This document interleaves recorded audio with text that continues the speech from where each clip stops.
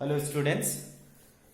कल के लेक्चर में हम लोगों ने कवर किया था force between two parallel current carrying conductors.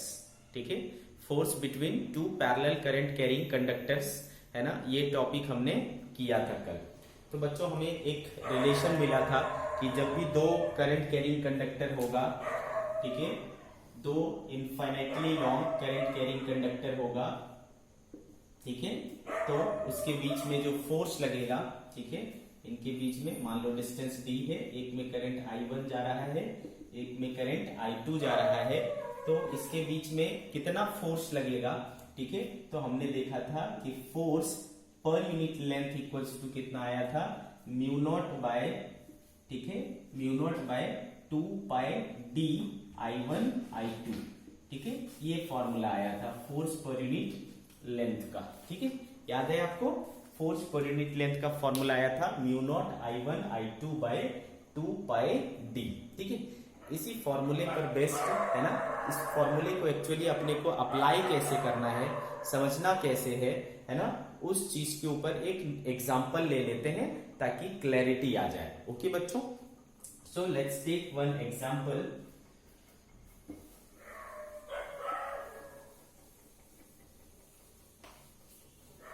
Let's take one example. आपको क्या कहा गया है बच्चों कि दो वायर है,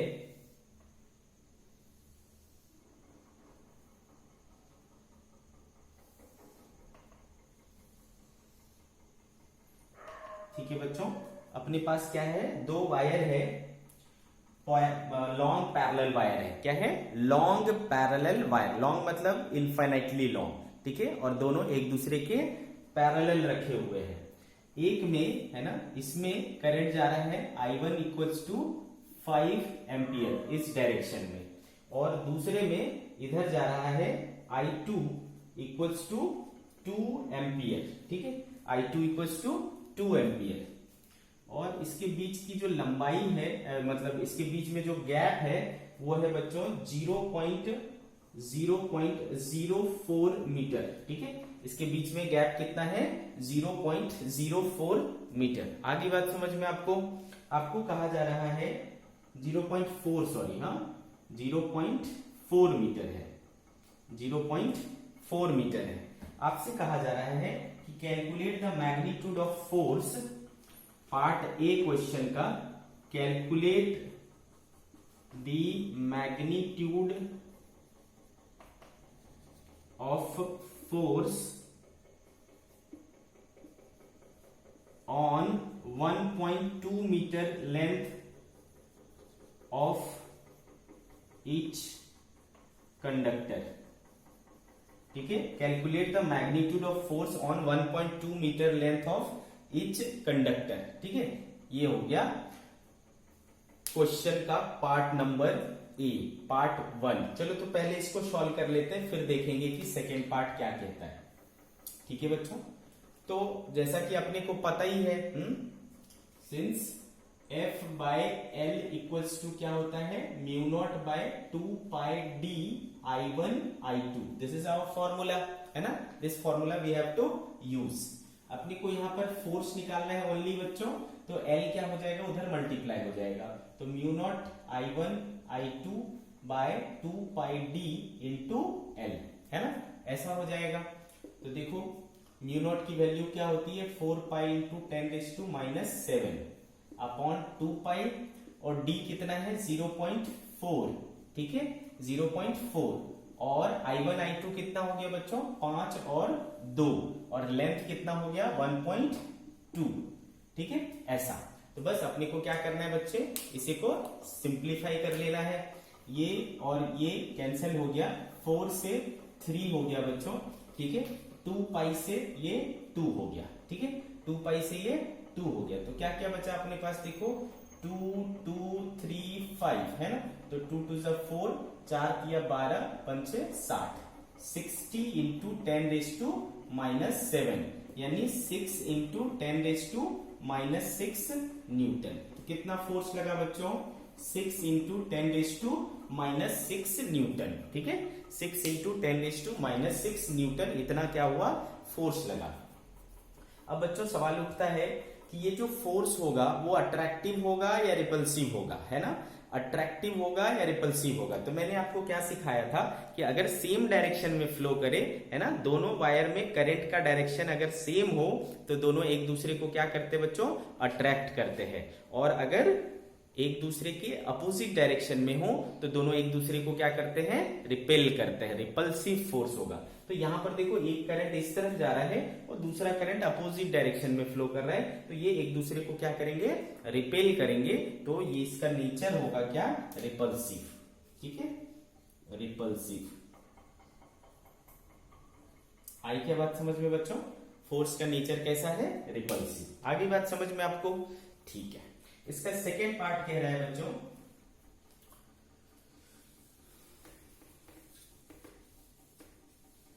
सेकेंड पार्ट क्वेश्चन का, कि अगर मैं I1 और I2 दोनों को डबल कर दूं, ठीक है, I1 और I2 को दोनों को डबल कर दूं, if I1 and I2 both are doubled, what will be new force, what will be new force on 1.2 metre length, on 1.2 metre length, ठीक है बच्चों।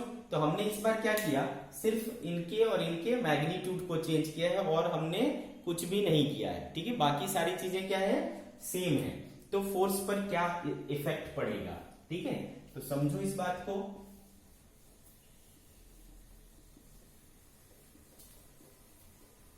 तो देखो बच्चों, जैसा कि पार्ट बी हमारे पास फॉर्मूला क्या था, F बराबर mu naught I1 I2 by 2 pi D into L, है ना, ये था। तो बाकी चीजें तो बच्चों सेम है, तो F डैश में क्या फर्क पड़ेगा, जो नया फोर्स है, सपोज मैंने उसको F डैश बोल लिया, तो म्यू नॉट वही रहेगा, 2 पाई वही रहेगा, D भी वही है, I नॉट क्या हो, I1 क्या हो गया, अब 2I1 हो गया, और I2 क्या हो गया, अब 2I2 हो गया, इंटू L भी क्या है, सेम है। तो ये कितना हो गया बच्चों, 4 times mu naught I1 I2 L by 2 pi D हो जाएगा, है ना, 4 टाइम्स। तो ये देखो ये वाला जो टर्म है वो क्या है, पुराना F है, तो 4 टाइम्स F हो गया। जो नया फोर्स हुआ वो पुराने फोर्स का 4 टाइम हो गया, तो 4 और कितना आया था बच्चों, आई थिंक 6 × 10⁻⁻6 आया था, तो 6 4 जा 24 × 10⁻⁻6 न्यूटन हो जाएगा क्या, न्यू फोर्स। अगेन है ना, करंट का डायरेक्शन अभी भी क्या है, अपोजिट डायरेक्शन में है, तो एक दूसरे को क्या करेगा, रिपेल करेगा। तो ये फोर्स का नेचर कैसा होगा बच्चों, रिपल्सिव नेचर होगा। आगे बात समझ में, ठीक है। तो ये जो हमने पढ़ा था इसको इस तरीके से यूज करना है, क्लियर है बच्चों।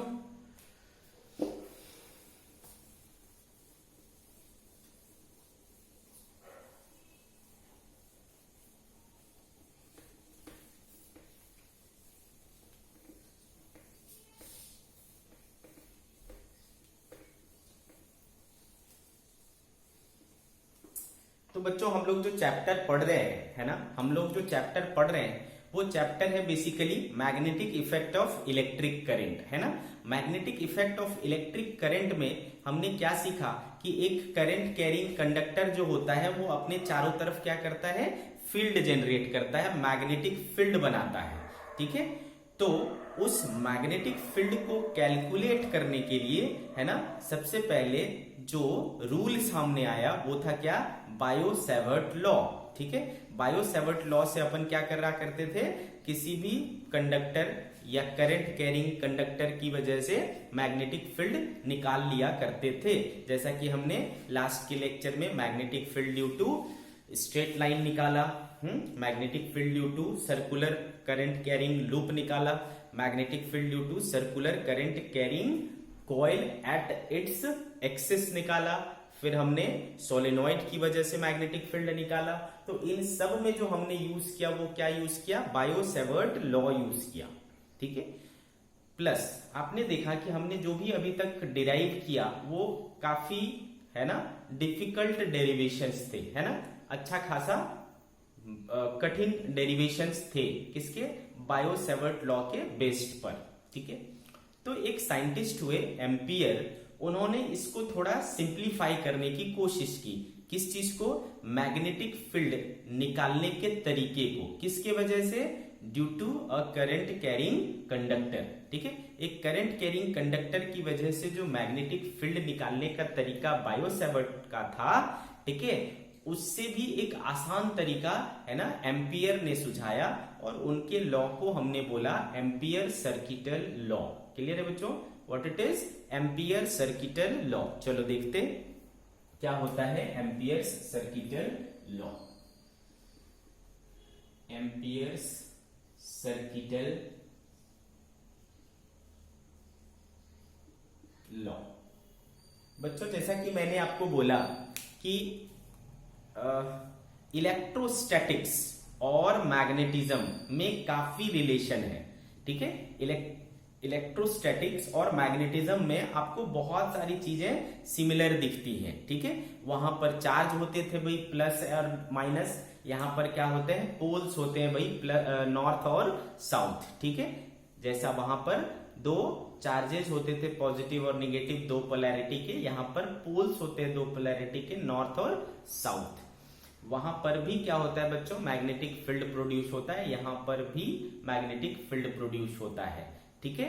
वहां पर भी किसके, उसके फील्ड में अगर कोई चार्ज जाता था तो उसके ऊपर फोर्स लगता था, इसके में भी अगर इसके फील्ड में कोई मैग्नेट जाएगा तो उसके ऊपर क्या लगेगा, फोर्स लगेगा, ठीक है। वहां पर भी डायपोल बनता था, है ना, दो dipole separated by small distance dipole बनाता था, इलेक्ट्रिक डायपोल कहते थे, पी से डिनोट किया करते थे, डायपोल मोमेंट भी होता था, ठीक है। सिमिलरली यहां पर भी आपको डायपोल बनता है, मैग्नेटिक डायपोल कहते हैं, ठीक है, और इसका भी डायपोल मोमेंट होता है, समझ गए क्या। वहां पर भी टॉर्क लगता था, वहां पर क्या होता था, P क्रॉस E फॉर्मूला लगाते थे, है ना, वहां पर P क्रॉस E लगाते थे। P क्या होता था, डायपोल मोमेंट, E क्या होता था, इलेक्ट्रिक फील्ड। यहां पर भी टॉर्क लगता है M क्रॉस B, M यहां का डायपोल मोमेंट है, B यहां का फील्ड है, ठीक है। तो आपको दिख रहा है कि चीजों में क्या है, सिमिलैरिटी है, ठीक है बच्चों, चीजों में क्या है, सिमिलैरिटी है। तो बच्चों याद करो, वहां पर एक लॉ पढ़े थे, गॉस लॉ, ठीक है। वहां पर क्या पढ़े थे, एक लॉ, गॉस लॉ, आ रही बात समझ में। उसी के सिमिलर एक यहां पर लॉ है, इसको कहते हैं एम्पियर सर्किटल लॉ, ठीक है, एम्पियर सर्किटल लॉ। तो उसके इक्विवेलेंट जैसा ही है, उसके जैसा ही एक लॉ यहां पर एम्पियर सर्किटल लॉ है। क्लियर है बच्चों, क्या कहता है एम्पियर सर्किटल लॉ, देखते हैं। मान लो बच्चों कि यहां पर एक वायर है, कंडक्टर है, ठीक है, ये एक कंडक्टर है, या मान लो कई सारे कंडक्टर हैं, ठीक है, एक कंडक्टर हुआ, मान लो एक और कंडक्टर है, एक और कंडक्टर है, ऐसे 3 कंडक्टर है, ठीक है। तो इसमें करंट जा रहा है सपोज I1, इसमें करंट जा रहा है सपोज I2, और इसमें जा रहा है सपोज करंट I3 अंदर की तरफ, ठीक है, इसमें करंट जा रहा है अंदर की तरफ, ठीक है। माना कि सारे के सारे वायर्स क्या है बच्चों, इनफाइनाइटली लॉन्ग है, लॉन्ग वायर्स है, लॉन्ग कंडक्टर्स है। आ रही क्या बात समझ में, क्या है, लॉन्ग कंडक्टर्स हैं, आई बात समझ में।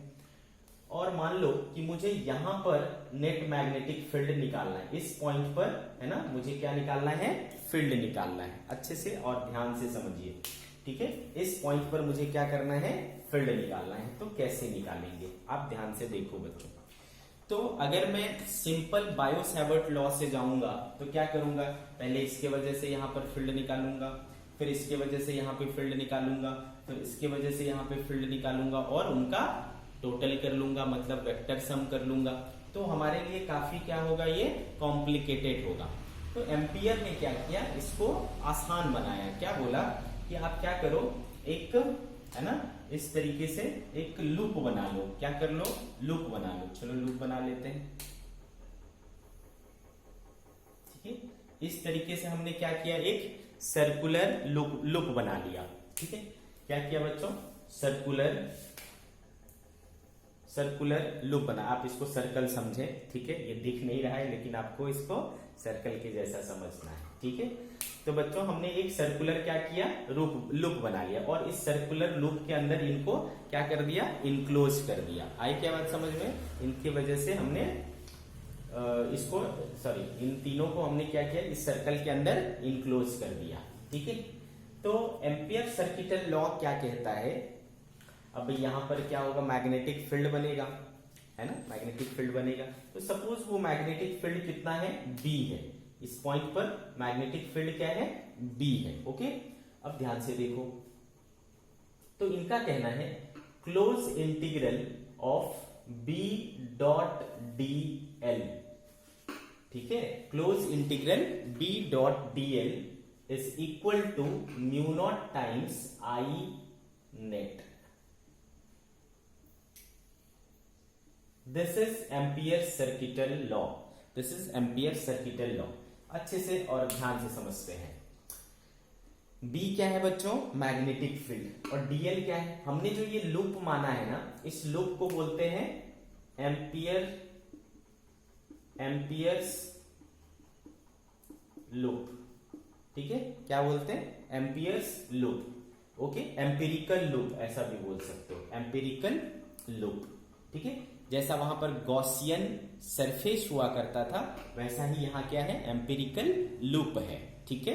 तो देखो एम्पिरिकल लूप में, है ना, एक छोटा सा एलिमेंट ले लिया अगर, मान लो डीएल, ठीक है। तो बी डॉट डीएल का मतलब हुआ,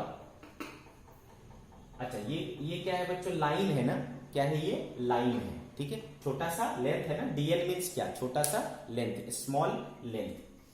तो और ये किसका सिंबल है, इंटीग्रेशन का, किसका सिंबल है, इंटीग्रेशन का। और ये जो मैंने लगाया उसका क्या मतलब है, क्लोज इंटीग्रल, ठीक है। क्या मतलब है उसका, क्लोज इंटीग्रल, ठीक है। तो इसको पढ़ते हैं बच्चों हम लोग, line integral of magnetic field. ध्यान से समझ में आ रहा है आपको, line integral of magnetic field through a close loop, ठीक है, थ्रू एनी क्लोज लूप, ठीक है। Line integral of magnetic field through any close loop is always equal to mu naught times I net. I net का मतलब क्या होता है, total current, ठीक है, इनक्लोज्ड इन दैट लूप। जो भी हमने लूप चूज किया है उस लूप में जितना नेट करंट है, नेट करंट का मतलब है ना, जैसे कि देखो अगर मैं ऊपर के डायरेक्शन को प्लस लूं तो नीचे के डायरेक्शन को क्या लेना पड़ेगा, माइनस लेना पड़ेगा, ठीक है। तो इस तरीके से मुझे सॉल्व करके जो मिलेगा वो क्या कहलाएगा, नेट करंट कहलाएगा। और वो सिर्फ कौन से करंट लेने हैं अपने को, जो उस लूप के अंदर है, बाहर के करंट से अपने को कोई मतलब नहीं है। जैसा वहां गॉस थ्योरम में क्या होता था, अंदर का charge Q inside close integral B dot ds E dot ds equals to क्या होता था, Q in by epsilon naught, ठीक है। वैसा ही यहां पर क्या है, I इन है, I इनक्लोज्ड, I नेट, ऐसा, ठीक है। तो इसका जो स्टेटमेंट हो जाता है अपने लिए बच्चों, इसका स्टेटमेंट क्या हो जाएगा,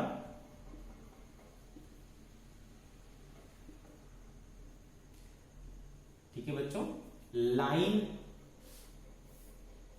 integral of magnetic field, line integral of magnetic field due to, ठीक है बच्चों, line integral of magnetic field through any symmetrical close. बस ये आपको ध्यान रखना है बच्चों कि जो हमारा सरफेस होना चाहिए वो कैसा, हमारा जो लूप होना चाहिए वो कैसा होना चाहिए, सिमेट्रिकल होना चाहिए, ठीक है। लूप हमारा कैसा होना चाहिए, symmetrical, field through any symmetrical close path और लूप, ठीक है। Line integral of magnetic field through any symmetrical close path और loop is equal to mu naught times total current enclosed in the empirical loop।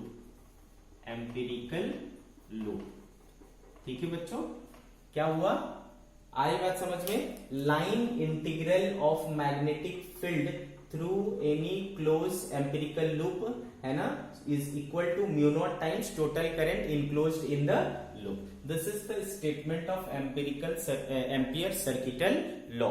ठीक है, जब अपन Ampere circuital law को use करते हैं तो मैग्नेटिक फील्ड को फाइंड आउट करना काफी आसान हो जाता है।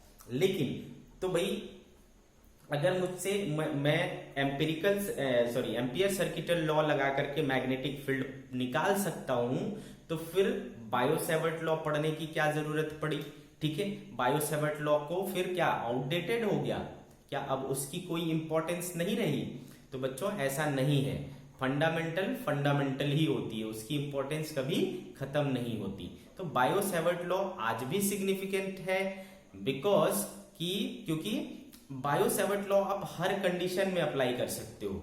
ठीक है, बायो सेवर्ट लॉ हर कंडीशन में अप्लाई होगा, बट एम्पियर सर्किटल लॉ कुछ कंडीशन में ही अप्लाई होता है। जैसे कि बायो सेवर्ट लॉ यूज करके हम फाइनाइट वायर की वजह से भी मैग्नेटिक फील्ड निकाल सकते हैं, इनफाइनाइट वायर के वजह से भी मैग्नेटिक फील्ड निकाल सकते हैं।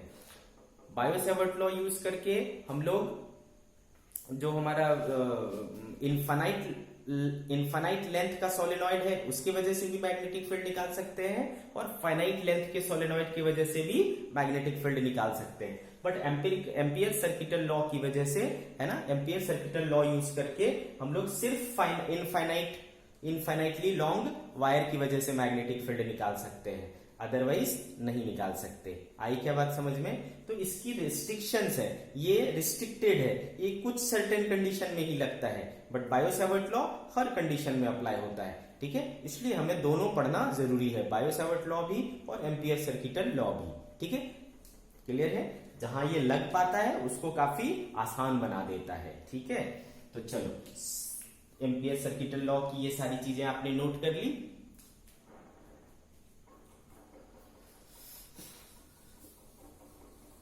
अब देखो इसका एप्लीकेशन क्या है, कैसे अप्लाई करना है।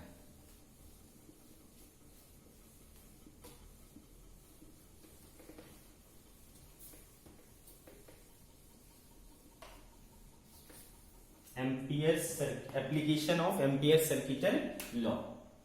एप्लीकेशन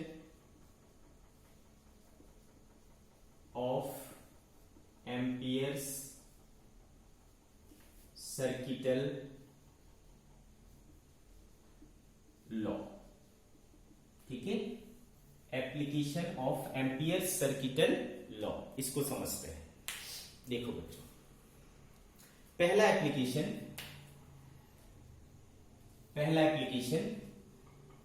मैग्नेटिक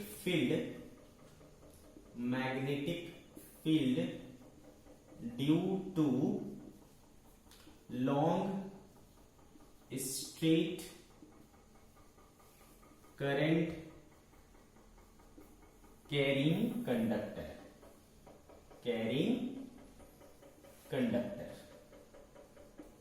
ठीक है बच्चों, एक long straight current carrying conductor की वजह से मैग्नेटिक फील्ड निकालना। ठीक है, क्या हम ये पहले पढ़ चुके हैं? यस, हम लोग पहले पढ़ चुके हैं, बट उस टाइम हमने क्या यूज किया था? बायो सेवर्ट लॉ यूज किया था। क्या यूज किया था बच्चों?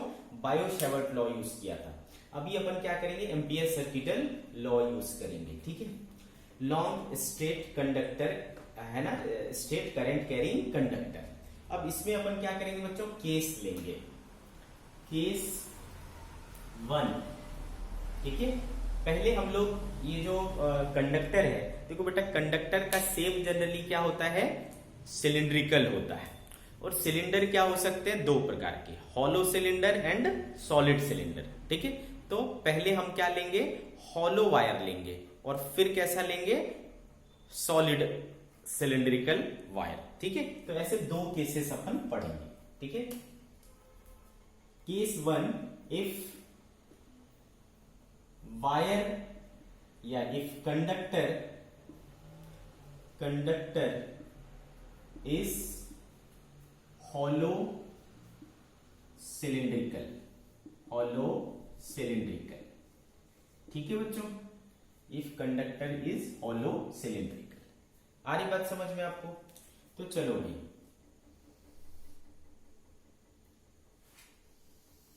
इस तरीके से हमने क्या किया, एक सिलेंडर बना लिया। ठीक है, अंदर क्या है बाबू, खोखला है, अंदर क्या है, खाली है। ठीक है, और मटेरियल सिर्फ कहां है, आपको दिख रहा है ना, ये जो कर्व सरफेस है वहां बस मटेरियल है, अंदर का पूरा पार्ट क्या है, होलो है। ठीक है, अब इसमें मान लो करंट फ्लो हो रहा है। क्या हो रहा है बच्चों, करंट फ्लो हो रहा है सपोज, है ना, कितना, आई। ओके बच्चों, कितना करंट फ्लो हो रहा है, आई करंट फ्लो हो रहा है। ठीक है, आपको समझ में आ रहा होगा। तो बच्चों अपन क्या करेंगे इसको, ठीक है, इसको क्या करेंगे, इसके वजह से अपने को क्या निकालना है, फील्ड निकालना है। अब फील्ड के लिए आपको पोजीशन लेना पड़ेगा कि कहां फील्ड निकालना है। तो फील्ड कहां कहां हो सकता है, सोचो, एक हो सकता है बाहर और एक हो सकता है अंदर। तो बाहर की अंदर, ठीक है, कहां निकालना है, तो part A, part A at distance या एट पोजीशन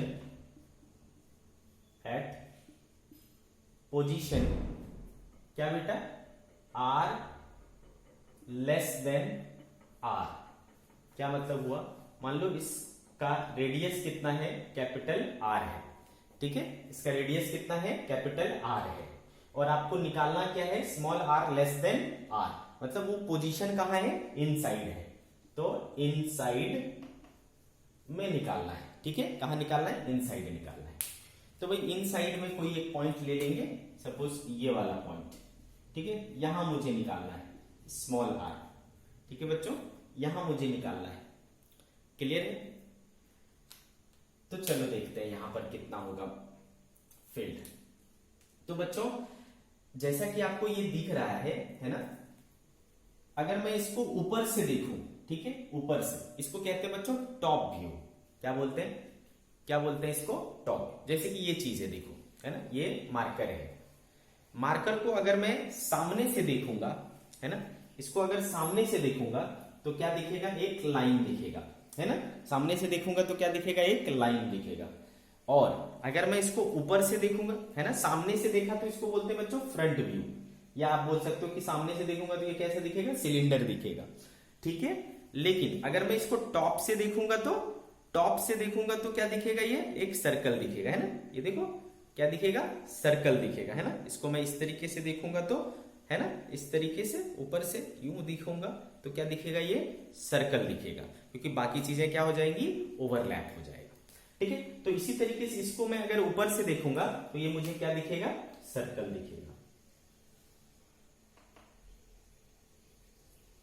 ठीक है, इस तरीके का सर्कल दिखेगा, है ना बच्चों।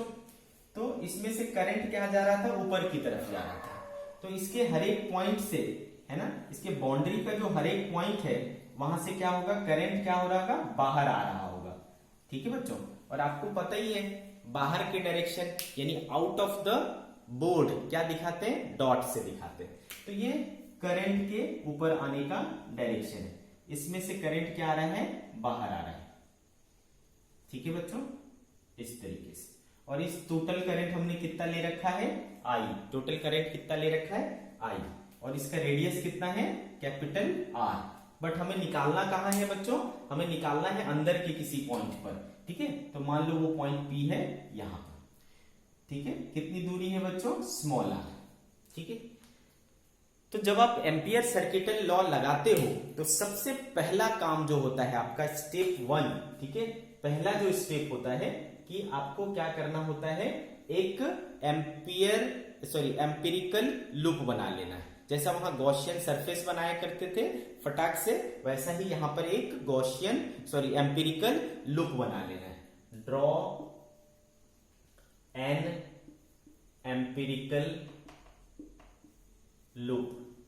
और लूप हमेशा कैसा होना चाहिए बच्चों, सिमेट्रिकल। कैसा होना चाहिए, सिमेट्रिकल। तो भाई यहां पर क्या करेंगे हम, ये आर रेडियस का एक ऐसा सर्कल ड्रॉ कर लेंगे। ठीक है बच्चों, आर रेडियस का एक सर्कल ड्रॉ कर लेंगे। तो ये हो गया आपका पहला स्टेप। दूसरे स्टेप में आपको क्या करना है, दूसरे स्टेप में आपको क्या करना है, आई नेट निकाल लेना है। क्या करना है बच्चों, आई नेट या आई इनक्लोज्ड। ठीक है, आई इनक्लोज्ड। तो आप मुझे बताओ कि हमने जो लूप चूज किया है, क्या उसमें से कोई करंट फ्लो हो रहा है? तो करंट, चूंकि ये हॉलो है ना, हॉलो है तो पूरा करंट कहां है, ये बाउंड्री पर है, अंदर में कोई करंट नहीं है। तो अंदर में करंट क्या है बच्चा, जीरो है। अंदर में करंट कितना है, जीरो है। आगे बात समझ में आपको। तीसरे स्टेप में क्या करना है, स्टेप 3। ठीक है, स्टेप 3। तो मान लो इस पर है ना, मान लो इस पर ये जो बाउंड्री दिख रहा है आपको, मतलब ये जो हमने सर्कल लिया है एम्पिरिकल वाला है ना, वहां पर किसी जगह पर मान लो इधर डीएल का डायरेक्शन है और बी का भी डायरेक्शन सपोज इधर ही है। ठीक है, बी का भी डायरेक्शन क्या है, सपोज इधर ही है। तो स्टेप 3 में आपको क्या करना है, close integral B dot DL की वैल्यू निकालना है। ठीक है, तो बताओ क्या हो जाएगा close integral B dot DL की वैल्यू। तो close integral B dot DL, तो चूंकि मैंने बी और डीएल का डायरेक्शन सेम लिया है बच्चों, तो क्या हो जाएगा डॉट प्रोडक्ट, क्या हो जाएगा डॉट प्रोडक्ट, जीरो हो जाएगा। सॉरी, ये थीटा क्या हो जाएगा, जीरो हो जाएगा। तो बी डीएल कॉस थीटा क्या बचेगा, बी डीएल। तो close integral B D L बचेगा। तो बी जो है, अच्छा एक चीज और आप ध्यान रखें। ठीक है, एम्पियर सर्किटल लॉ तभी लागू होता है जब बी क्या हो, यूनिफॉर्म हो।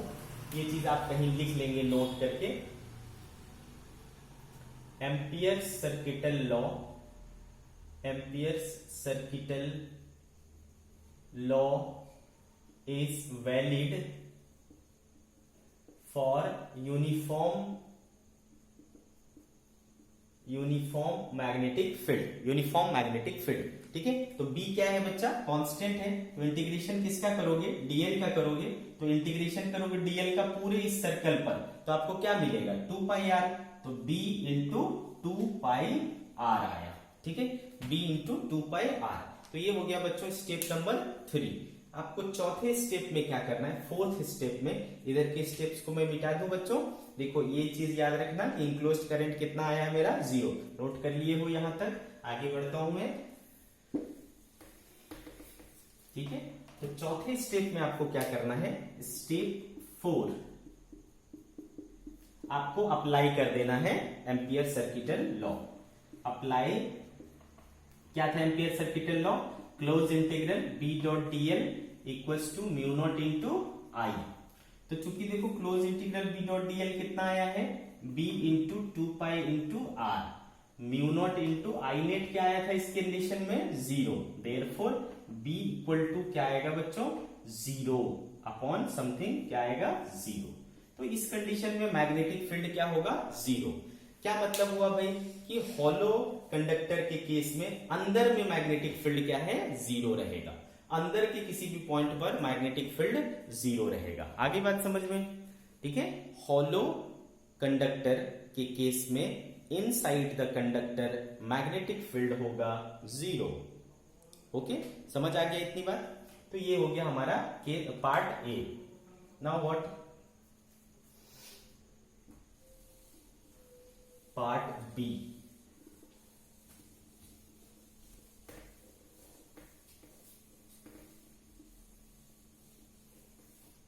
पार्ट बी बच्चों, हाँ, if R is greater than R, क्या मतलब हुआ इसका, R is greater than R outside, outside में चले गए। ठीक है, ओके, आउटसाइड। तो फिर क्या होगा बच्चों, अगेन जो हम इसको टॉप व्यू से देखेंगे, ऊपर से देखेंगे, तो ये कुछ इस तरीके से नजर आएगा।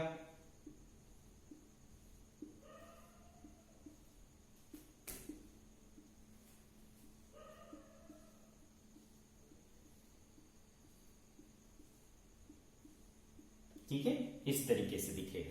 इसका रेडियस कितना लिया है हमने, कैपिटल आर लिया है। इस बार हमने क्या बोला कि हमें किसी आउटसाइड पॉइंट पर निकालना है, तो चलो एक आउटसाइड पॉइंट ले लिए P, जो यहां से कितनी दूरी है, R दूरी है। तो हमारा स्टेप 1 क्या है बच्चों, अभी अभी देखा हमने।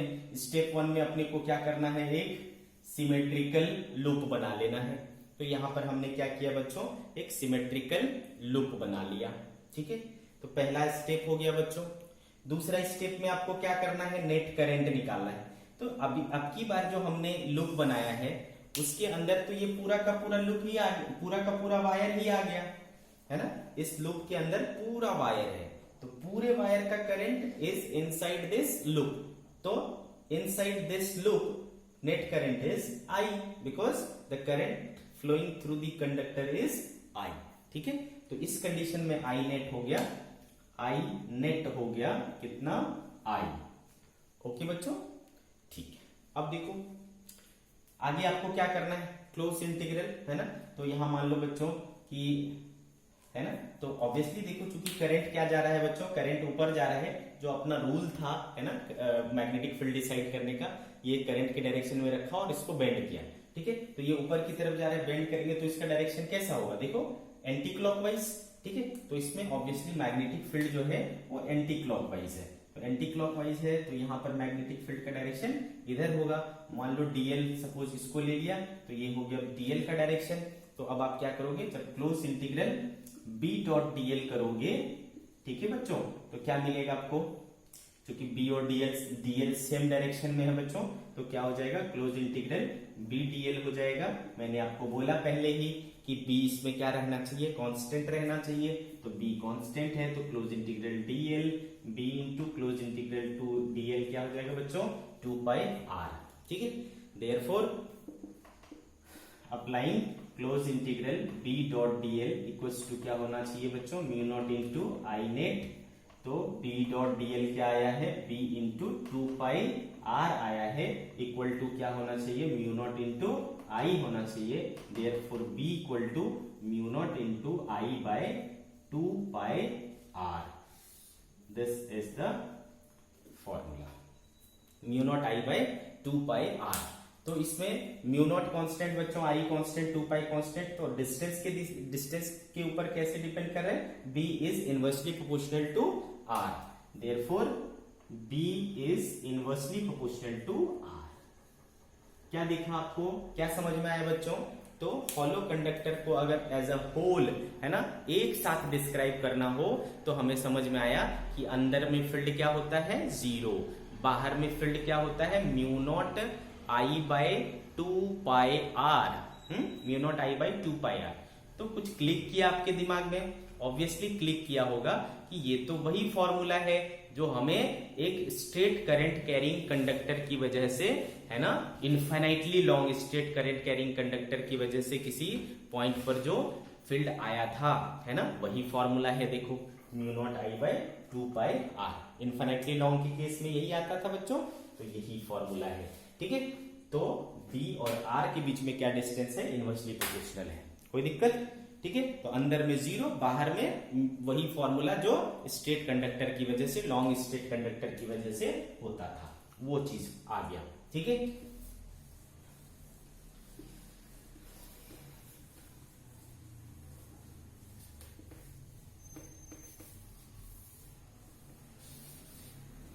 आपसे पूछा जाएगा बच्चों कि वेरिएशन ऑफ मैग्नेटिक फील्ड दिखाओ, वेरिएशन ऑफ मैग्नेटिक फील्ड दिखाओ इन केस ऑफ हॉलो है ना, इन case of hollow cylindrical conductor. तो फिर कैसे करोगे, variation of magnetic field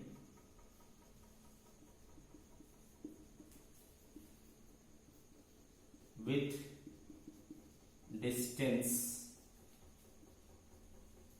r in case of hollow cylindrical conductor. Current carry है ना, इसमें ये कंडक्टर में जब ऐसा लिख रहा हूं तो ऑटोमेटिक आपको समझ जाना है कि करंट कैरिंग कंडक्टर की ही बात कर रहा हूं मैं, है ना। तो बच्चों अभी आपने देखा, इधर मान लो हमने इस एक्सिस पर मैग्नेटिक फील्ड ले लिया और इस एक्सिस पर डिस्टेंस ले लिया। तो हमने देखा बच्चों कि जब तक r इक्वल टू r था, मतलब अंदर तक फील्ड क्या रहता है, जीरो। इधर फील्ड जीरो है और इसके बाद क्या हो जाता है, ऐसा b equals to mu naught I by 2 pi r। So this is the variation of magnetic field with distance in case of hollow cylindrical conductor. Hollow cylindrical conductor समझ में आ गया बच्चों। तो ये है आपका ग्राफ, ओके, मैग्नेटिक फील्ड और आर के बीच का ग्राफ हॉलो सिलिंड्रिकल कंडक्टर के केस में।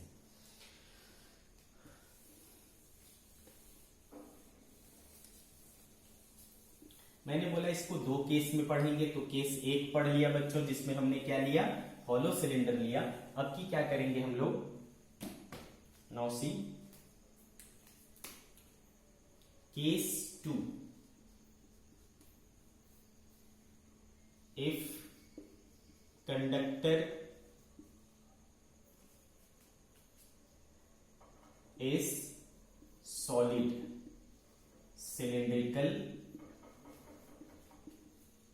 कंडक्टर, ठीक है बच्चों। कंडक्टर इस बार हमने क्या लिया है, सॉलिड सिलिंड्रिकल कंडक्टर लिया है और लॉन्ग है ना। इसमें मैं लॉन्ग कंडक्टर की बात कर रहा हूं। तो ये रहा सॉलिड कंडक्टर, ठीक है। कहां तक है बच्चों, ये इन्फानाइट तक है, इन्फानाइटली लॉन्ग है, ओके। और ये मान लो इसका एक्सिस है और इसमें करंट जो है मान लो ऊपर की तरफ जा रहा है। नेट करंट, टोटल करंट कितना है, आई है। तो चूंकि ये सॉलिड है बच्चों, तो ये जो पूरा का पूरा सिलेंडर है उससे करंट क्या हो रहा होगा, पास हो रहा होगा। पूरे सिलेंडर से करंट पास हो रहा है ना इस बार, है ना। अगर हम ऊपर से देखेंगे तो ये कैसा नजर आएगा, ये पूरे में जो है ना वो करंट है, पूरे से ऊपर की तरफ क्या हो रहा है, करंट निकल रहा है ना। तो करंट डिस्ट्रीब्यूटेड है, यहां से भी होगा, यहां भी होगा, हर जगह से करंट आ रहा है। आ रही बात समझ में आपको। इसका मतलब ये हुआ कि जो हमारा करंट है वो क्या हुआ है बच्चों, इस पूरे एरिया पर, है ना, इस पूरे एरिया पर यूनिफॉर्मली डिस्ट्रीब्यूटेड होगा, है ना। इस पूरे एरिया पर करंट क्या है, यूनिफॉर्मली डिस्ट्रीब्यूटेड होगा। तो अगर मैं मान लूं कि इसका रेडियस कितना है, r है, और इसमें करंट कितना जा रहा है, फ्लो हो रहा है I, तो current flowing per unit area कितना हो जाएगा, या आप उसी को अपन क्या बोलते हैं बच्चों, करंट डेंसिटी, याद आया, ठीक है। तो करंट डेंसिटी, ये चीज क्या है, क्रॉस सेक्शनल एरिया है। करंट डेंसिटी J बराबर क्या हो जाएगा बच्चों, I अपॉन A, और I अपॉन एरिया कितना है बच्चों, पाई आर स्क्वायर, ठीक है, I upon pi R square. इतना यहां पर क्या है, करंट डेंसिटी है, ओके। इतनी बात अपने को समझ में आ गई। अब देखो, अब अपने को क्या करना है, इसमें केस लेना है ए। क्या बच्चों, अगर मुझे कहां निकालना है, इनसाइड निकालना है, at r less than r, यानी इनसाइड। ध्यान से समझे, at small r less than capital R, ये निकालना है। तो क्या करूंगा बताओ, अंदर की बात हुई है तो अंदर में कोई पॉइंट लेना पड़ेगा। सपोज दिस पॉइंट, यहां पर मुझे फील्ड निकालना है। तो पहला स्टेप क्या होगा बच्चों, यहां पर एक सर्कल बना लेना, यानी एक सर्कुलर लूप बना लिया, ऐसा हमने। क्लियर है बच्चों। तो लूप बनाने के बाद अपन क्या करते हैं, इसमें कितना करंट इंक्लूड होगा, इसमें कितना करंट आ रहा है, उस चीज को लेना है, आई नेट निकालना है, ठीक है, आई नेट। तो कैसे निकलेगा देखो, तो करंट पर यूनिट एरिया दिया हुआ है, तो इतने एरिया में कितना करंट फ्लो होगा वो पता चल जाएगा। तो J इंटू एरिया, ये करेंगे तो हमें I पता चल जाएगा। तो J कितना है आपके पास, I upon pi R square, और इस पार्ट का एरिया क्या हो जाएगा, देखो ये कितना है बच्चों, इसका रेडियस स्मॉल आर लिया है ना हमने, तो क्या हो जाएगा बच्चों, पाई आर स्क्वायर। ठीक है, पाई आर स्क्वायर। तो पाई और पाई कैंसिल हो जाएगा बच्चों, I R square by R square, this is I net in this case.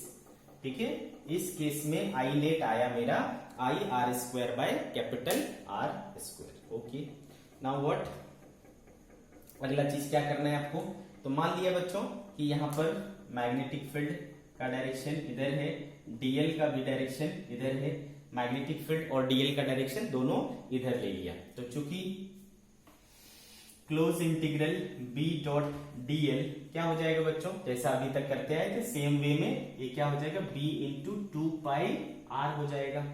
ठीक है, B into two pi R हो जाएगा। ठीक है, फिर अपन क्या करेंगे, अप्लाई करेंगे गॉस थ्योरम, सॉरी अप्लाई करेंगे Ampere circuital law.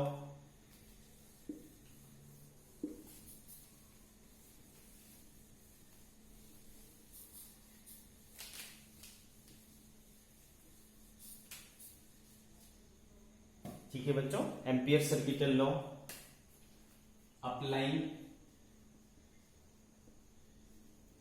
Amperes circuital law, applying Ampere circuital law क्या हो जाएगा, close integral B dot DL equals to क्या था बच्चों, mu naught into I net. तो देखो close integral B dot DL कितना आया है, B into two pi small R, और mu naught into I net कितना आया है बच्चों, आई नेट आया हुआ है I R square by R square. तो देखो ये आर और ये एक आर कैंसिल हो गया। ठीक है, therefore B equals to mu naught I R by two pi R square. तो इस बार मैग्नेटिक फील्ड का फॉर्मूला देखो कुछ ऐसा मिला। तो भाई इसमें वायर का जो रेडियस है वो तो फिक्स रहेगा, उसमें करंट जो है वो भी फिक्स रहेगा, तो आर यानी डिस्टेंस जो है उस पर कैसे डिपेंड कर रहा है, B is directly proportional to are.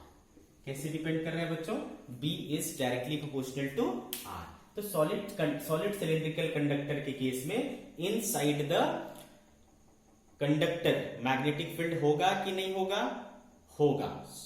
Hollow cylinder में, हॉलो सिलिंड्रिकल कंडक्टर में जीरो था, बट यहां पर होगा। ठीक है, तो B is directly proportional to R। इतनी कहानी समझ में आ गई आपको। ठीक है, इसका अब लेंगे अपन सेकेंड पार्ट।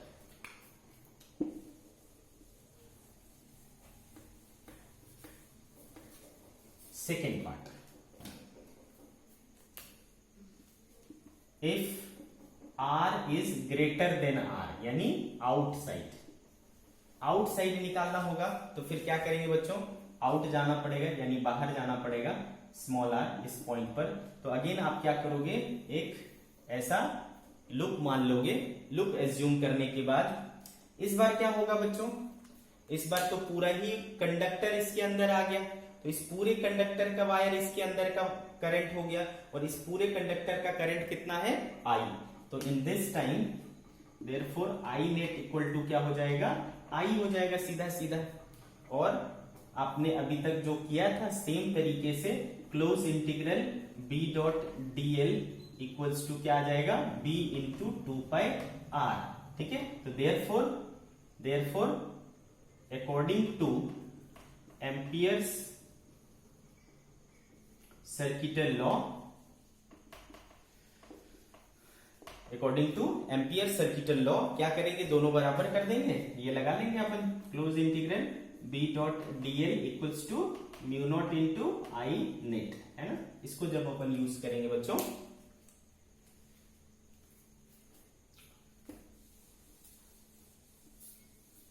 तो फिर क्या होगा देखो, इसकी वैल्यू क्या आई थी, b into two pi R equals to उधर क्या आया, म्यू नॉट इंटू आई।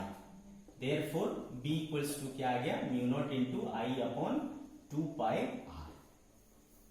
ठीक है, अगेन ये वाला चीज आपको क्लिक किया, क्या चीज है ये वही एक्सप्रेशन है जो इनफाइनाइट वायर की वजह से किसी डिस्टेंस पर निकालना होता था। ठीक है, तो बच्चों इससे हमें ये समझ में आया कि अगर बाहर है ना, कंडक्टर के बाहर अगर हम फील्ड निकाल रहे हैं तो उसकी थिकनेस मैटर नहीं करती, उसकी थिकनेस मैटर नहीं करती। आई क्या बात समझ में? दोनों ही कंडीशन में आपको मैग्नेटिक फील्ड निकालने के लिए एक ही फॉर्मूला यूज करना है, mu naught I by 2 pi R. ठीक है, लेकिन अगर आपको अंदर में निकालना है तो we have to use like this. तो यहां पर देखो अंदर में क्या था बच्चों, डायरेक्टली प्रोपोर्शनल था, और बाहर में देखो तो क्या हो गया, बाहर में फिर से B इनवर्सली प्रोपोर्शनल टू क्या हो गया, R हो गया।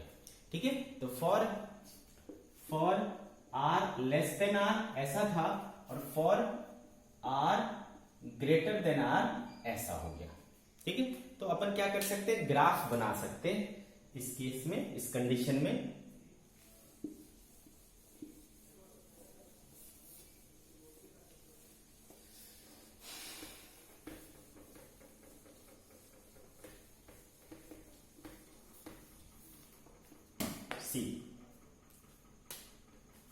Graph between magnetic field B and distance R from its axis. Distance कहां से लेना है भाई, एक्सिस से लेना है। तो इधर इस एक्सिस पर हमने क्या ले लिया, मैग्नेटिक फील्ड, और इस एक्सिस पर क्या ले लिया, डिस्टेंस। तो देखो R इक्वल टू R तक क्या था, डायरेक्टली प्रोपोर्शनल था। तो डायरेक्टली प्रोपोर्शनल तो क्या बनेगा बच्चों, स्ट्रेट लाइन। तो अंदर में जो है क्या बनाएगा, वो स्ट्रेट लाइन बनाएगा, और बाहर क्या हो रहा है, 1 बाय R यानी रेक्टेंगुलर हाइपरबोला। ठीक है, तो ये इस तरीके से। ठीक है, तो this is B directly proportional to R, और this is B inversely proportional to R। तो इस कंडीशन में जो आपका ग्राफ होगा वो कुछ इस तरीके का ग्राफ होगा। ठीक है, आपका ग्राफ कुछ इस तरीके का होगा। आई बात समझ में आपको? ठीक है,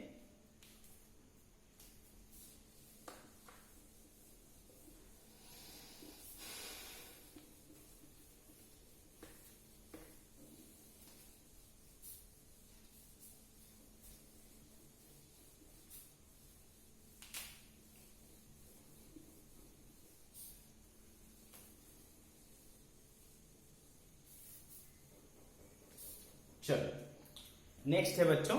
अच्छा याद करो, हम लोगों ने magnetic field due to a solenoid निकाला था, है ना, बायो-सैवर्ट लॉ यूज करके। तो कितना लंबा चौड़ा उसका एक्सप्रेशन आया था और कितना कठिन उसका प्रोसीजर था। ठीक है, बट अगर जब आप एम्पियर सर्किटल लॉ यूज करते हो तो ये चीजें काफी आसान हो जाती है। लेकिन शर्त बस इतनी है कि आपको कैसा सोलेनॉइड लेना है, लॉन्ग सोलेनॉइड लेना है। ठीक है, इनफाइनाइट लेंथ का सोलेनॉइड लेना है।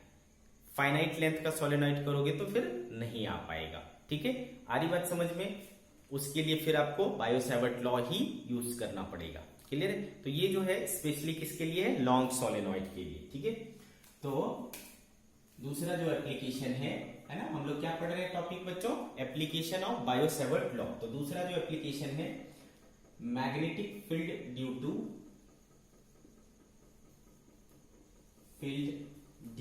To long solenoid.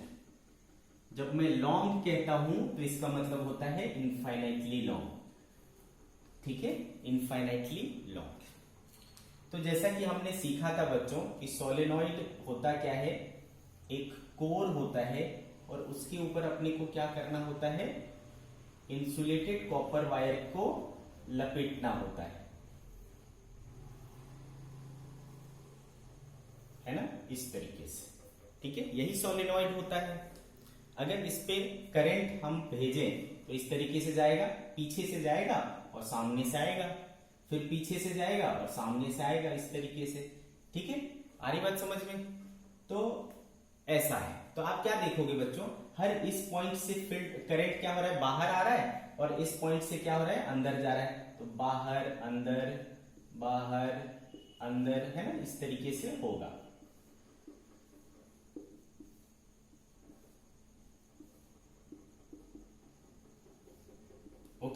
ऐसा हो जाएगा। अच्छे से समझ आ रहा है आपको? क्लियर है बात?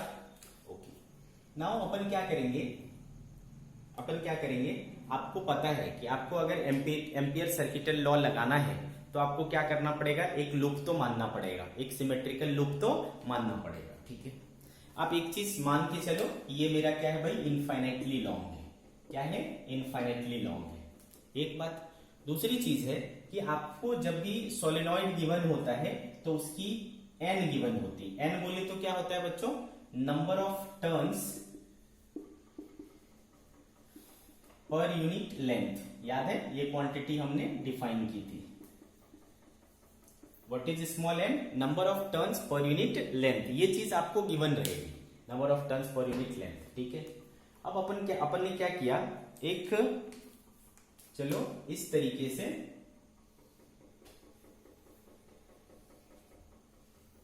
ओके, इस तरीके का एक लूप बना लिया। ध्यान से समझे, है ना?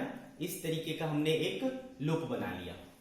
इसकी लंबाई सपोज हमने क्या ले ली, एल ले ली। आ रही बात समझ में बच्चों? हमने इसकी जो ये है लेंथ है वो एल ले ली। ठीक है भाई, और इस लूप का डायरेक्शन मान लेता हूं कुछ इस तरीके से। ठीक है, एम्पिरिकल लूप का हमने ऐसा कुछ डायरेक्शन मान लिया। आ रही बात समझ में? ठीक है, अब अपने को करना क्या है, ध्यान से समझो। अपने को सबसे पहले क्या करना होता है, आई नेट निकालना होता है। स्टेप 1 अपना क्या होता है, वो स्टेप 1 अपना लूप बनाना, वो तो हो गया। Draw a loop. तो यहां पर अपन कैसा लूप बना रहे हैं बच्चों, ड्रॉ अ रेक्टेंगुलर लूप, है ना? Draw a rectangular loop. ठीक है, और ये लूप मैंने ऐसा बनाया है कि आधा अंदर है और आधा बाहर है। ठीक है, स्टेप 2 में अपने को क्या होता था, स्टेप 2 में निकालना होता था कि उसमें कितना करंट इनक्लोज हुआ, तो आई नेट निकालना है। तो भाई कितना करंट इनक्लोज हुआ, देखो जब मैं कहता हूं कि इसमें आई करंट फ्लो हो रहा है तो हर इस पॉइंट से क्या हो रहा है भाई, आई बाहर आ रहा है, यहां अंदर जा रहा है, आई बाहर, आई अंदर, आई बाहर, आई अंदर, आई बाहर, आई अंदर, है ना? ऐसा हो रहा है। ठीक है, तो हर इस पॉइंट से आई बाहर आ रहा है। ठीक है, ऐसा क्लियर है बच्चों? ओके, तो जितने यहां पर टर्न्स हैं उतने आई क्या हो रहे हैं, बाहर आ रहे हैं। जितने टर्न्स हैं उतने आई बाहर आ रहे हैं। तो हमारा फर्ज बनता है कि हम इसमें से नंबर ऑफ टर्न्स को निकालें। तो चूंकि देखो ये लंबाई कितनी है, एल है, और हमें पता है क्या चीज है, number of turns per unit length. तो एक पर्टिकुलर लेंथ में कितने टर्न्स आएंगे वो तो पता चल जाएगा। तो नंबर ऑफ टर्न्स कितने हो जाएंगे बच्चों, नंबर ऑफ टर्न्स हो जाएंगे n इंटू एन। और हर एक टर्न से कितना करंट आ रहा है, आई। हर एक टर्न से कितने करंट आ रहा है, आई। तो कितने करंट हो जाएंगे टोटल बच्चों इस लूप में, आई आई आई आई, है ना? जितने नंबर ऑफ टर्न्स हैं, तो आई नेट कितना हो जाएगा, आई इंटू एन। आ रही बात समझ में? तो आई इंटू एन कितना है बच्चों, स्मॉल एन इंटू एन। तो क्या आया हमारे पास, N I L, this is I net. ठीक है, स्टेप 2 हो गया। स्टेप 3 में अपने को क्या करना होता था, स्टेप 3 में अपने को, है ना, close integral b dot dl निकालना होता था। अच्छा, close integral b dot dl का मतलब क्या हुआ, पूरे लूप में, है ना, b और dl का इंटीग्रेशन करना, है ना? यही है। तो इसको हम ऐसे भी तो कर सकते हैं, पहले इसका निकालो, ये निकालो, ये निकालो, और फिर ये निकालो। तो जैसा कि आपको पहले से पता है बच्चों कि एक इसमें, है ना, एक सोलेनॉइड में मैग्नेटिक फील्ड कैसा होता है, ऐसा होता है, और वो कैसा होता है, यूनिफॉर्म होता है। तो यूनिफॉर्म मैग्नेटिक फील्ड, है ना, एक्सिस के पैरेलल होता है। ठीक है, एक्सियली होता है, एक्सियल मैग्नेटिक फील्ड होता है। ठीक है, तो ये वाला जो, मान लो इसको मैं नाम भी दे देता हूं, ए बी सी और डी। ठीक है, तो मैं इसको ऐसा भी लिख सकता हूं बच्चों, close integral integration B dot DL, कहां से कहां तक, ए से बी तक, ए बी वायर के लिए। ठीक है, फिर बी डॉट डीएल निकाल लू अगर मैं इसके लिए, बीसी वायर के लिए, बीसी, और फिर इंटीग्रेशन कर लूं मैं बी डॉट डीएल का किसके लिए, सीडी के लिए, बी डॉट डीएल का सीडी के लिए प्लस डीए के लिए, integration B dot DL DA के लिए। बताओ, तो जब मैं इन चारों को ऐड करूंगा तो यही बात हो गया क्या, क्लोज इंटीग्रेशन हो गया, पूरे क्लोज पाथ का हो गया, यस हो गया भाई, ठीक है। अब देखो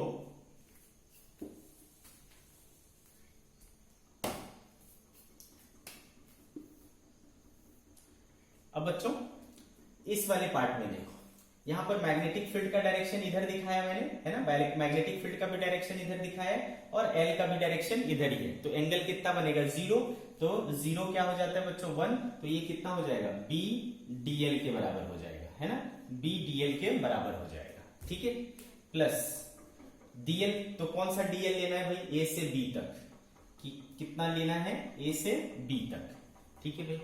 अब ये वाला पार्ट देखो, इसमें मैग्नेटिक फील्ड किधर है बच्चों, इधर है, और डीएल किधर है, ऊपर की तरफ, डीएल किधर है, ऊपर की तरफ, तो एंगल कितना बन जाएगा, 90 डिग्री, 90 डिग्री बन जाएगा, तो भाई डॉट प्रोडक्ट 90 डिग्री यानी परपेंडिकुलर का डॉट प्रोडक्ट क्या हो जाता है, जीरो, तो इसका क्या हो जाएगा, जीरो। आगे बात समझ में।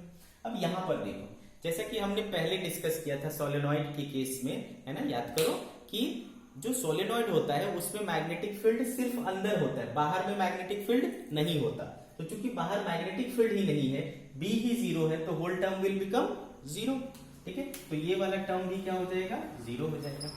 सिमिलरली इधर आओगे तो इधर देखो डीएल का डायरेक्शन नीचे की तरफ है, डीएल का डायरेक्शन इधर है और फील्ड का डायरेक्शन इधर है, यहां पर भी एक दूसरे की क्या है, परपेंडिकुलर, परपेंडिकुलर का डॉट प्रोडक्ट क्या होता है, जीरो, तो ये बाकी जो तीन टर्म्स हैं वो क्या हो गए, जीरो, जीरो जीरो जीरो। आगे बात समझ में, तो भाई बी और इंटीग्रेशन डीएल यहां से लेके यहां तक करोगे तो क्या आएगा, एल आएगा, तो कितना आ गया, बी इंटू एल आ गया। ये क्या चीज आया बच्चों, close integral B dot DL की वैल्यू आई बी इंटू एल। आगे बात समझ में, तो यहां से मुझे आई नेट मिल गया और यहां से मुझे close integral B dot DL मिल गया। तो अब इस चीज को अपन अप्लाई करेंगे।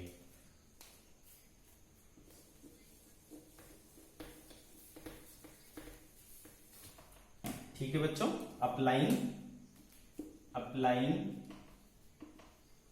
एम्पियर्स सर्किटल लॉ, ठीक है, close integral B dot DL equals to mu naught into I, ठीक है, तो देखो close integral B dot DL की वैल्यू क्या है, बी इंटू एल, और mu naught into I net कितना है बच्चों, N into I into L, तो ये एल और ये एल क्या हो गया बेटा, कैंसिल हो गया, देयरफॉर हमारे पास क्या बचा, देखो B equals to mu naught into N into I. यही एक्सप्रेशन आया था पहले भी, है ना, इनफाइनाइट वायर के, इनफाइनाइट वाले केस में mu naught into N into I, तो अगेन देखो सेम एक्सप्रेशन मिला। तो देखो ये कितना सिंपल है और वो कितना कॉम्प्लिकेटेड था, ठीक है बच्चों। तो अगर आपको बोर्ड में पूछा जाए कि सोलेनॉइड की वजह से मैग्नेटिक फील्ड निकालो, तो we will use this case, ठीक है, हम लोग एम्पियर सर्किटल लॉ का यूज करेंगे, ठीक है। तो B equals to mu naught into N into I, कौन सी केस में बच्चों, जब इनफाइनाइटली लॉन्ग है सोलेनॉइड। म्यू नॉट क्या होता है समझ में आता ही है आपको, एन क्या है, number of turns per unit length है, आई क्या है, करंट है। ओके बच्चों, समझ में आ रहा है आपको। तो ये रहा हमारा आज का लेक्चर। ओके, आज अपनी चीजों को हम लोग यहीं तक समाप्त करते हैं, नेक्स्ट लेक्चर में फिर कुछ नई चीजें सीखेंगे। ओके बच्चों।